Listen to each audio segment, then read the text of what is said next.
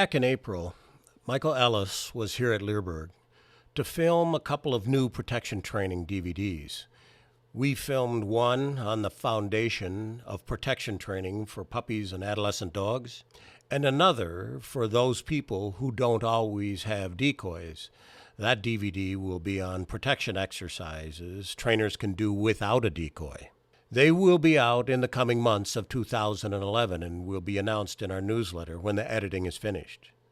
While Michael was here, we decided to post a request on our Leerburg Facebook page asking for training questions, which we intended to film and offer in our newsletter.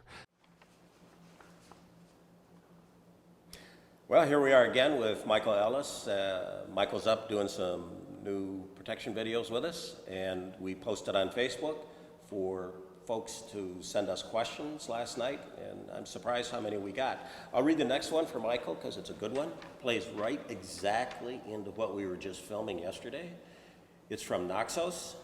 Hi Michael, I've been trying to teach my German Shepherd the back command from the video on focused healing.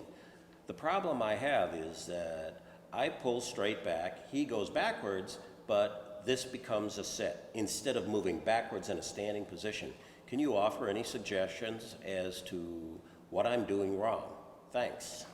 Well, I can infer what I think you're probably doing wrong because it's a super common problem. So without seeing it, I'm not positive, but this is what I would guess. So one of the things is as we move, pulling straight back is not that easy, right? So what tends to happen with people is as your hand moves, if the rest of your body doesn't move, you have a tendency to lift your hand up a little bit as it moves away from your body.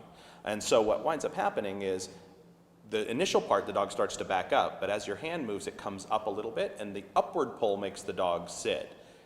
So one of the things you can do is we eventually want the dog to back in heel position, but we can kind of break it out from that. So I can put the dog along the barrier and turn my body sideways, so the dog is between the wall and I.